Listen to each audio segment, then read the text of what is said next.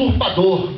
A sua vida foi, até um certo ponto, de traições, de tramóias, e, enfim. Isso se você ver outras pessoas, como Noemi. O nome Noemi quer dizer deleitável, uma pessoa feliz. E após um acidente de percurso em que ela perdeu seu marido e seus 2 filhos, ela mudou de nome. Ela disse: não me chame mais Noemi, é feliz, me chame de Mara, a amarga. E por aí se vai. Muitos nomes podemos notar na Bíblia que identificavam a pessoa e traçavam o perfil e a vida daquela pessoa. Então, Jonatas queria marcar a história, uma forma de protesto. Deu esse nome ridículo ao seu filho, vergonha destruidora. Imaginem vocês, na escola, o colega olha para ele e diz: ô, vergonha destruidora, vem cá.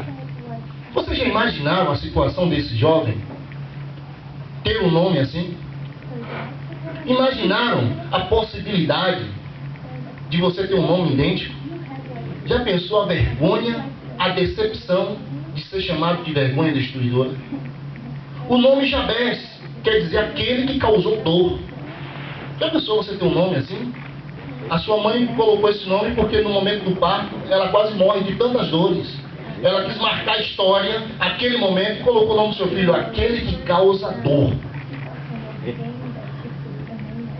Mas esse era o nome de Mefibosete. E Mefibosete agora, através da sua ama e outros membros da família real, fogem e vão para um lugar em que só os Bushmen conseguem viver. Um lugar chamado Lodebar. O nome Lodebar quer dizer uma terra sem pastagens, um lugar seco, um deserto.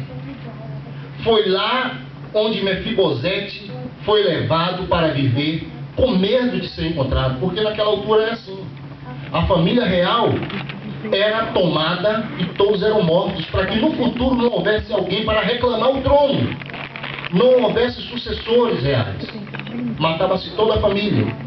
E Mefibosete conseguiu fugir e viver em Lodebar. A vergonha destruidora fugiu, foi levado pelas circunstâncias a viver num lugar sem futuro, num lugar sem passagens, num lugar sem nenhuma perspectiva. Irmãos, a palavra de Deus é linda porque ela não termina no momento mais drástico, ela dá sempre uma volta, faz um fechamento maravilhoso. Imagine vocês se a história terminasse assim: o filho de um príncipe chamado vergonha destruidora morando num lugar sem futuro, sem perspectiva. Imaginaram só o quadro.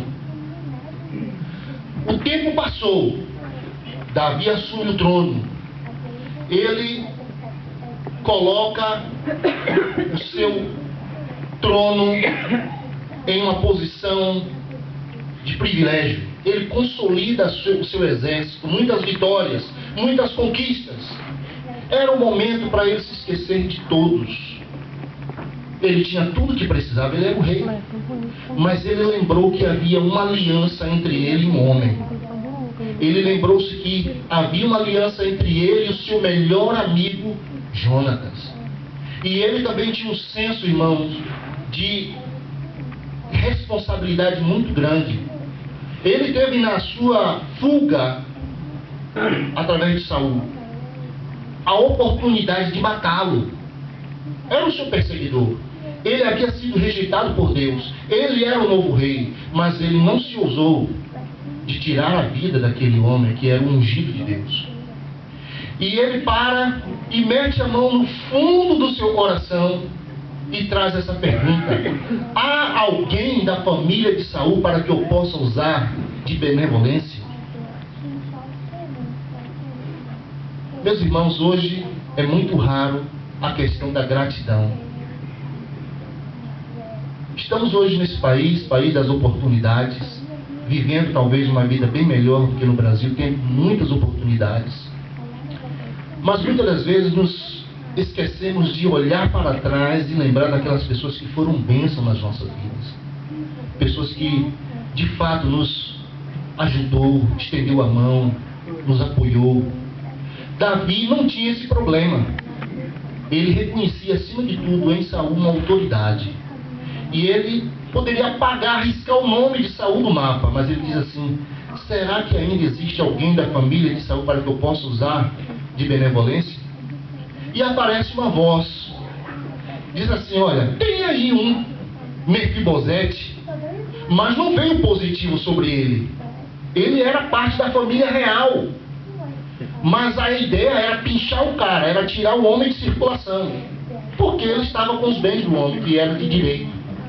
Olha, tem um Mefibosete ali, mas ele é aleijado dos pés. Mostrou o negativo.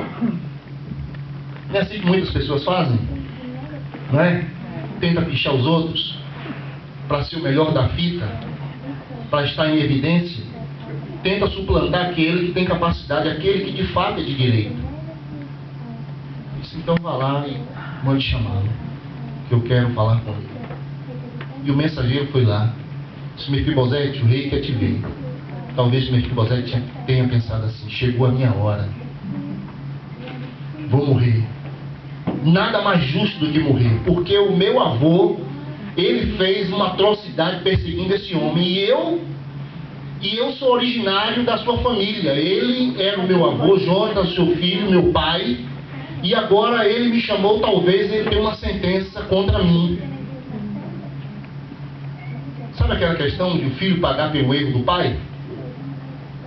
Mas ao contrário do que talvez ele poderia imaginar, porque a palavra de Deus nos diz isso. Diz aqui que quando ele ouviu falar que o rei queria chamá-lo, ele disse: olha, eu sou um cão morto. Irmãos, era a pior posição que uma pessoa poderia se colocar. Um cão. Assim os israelitas consideravam os gentios, aquelas pessoas que eram de uma raça misturada, não era da família hebraica, considerado um cachorro, um cão. Era a pior qualificação para a pessoa. E ele não se considerava tão somente um cão, mas também morto.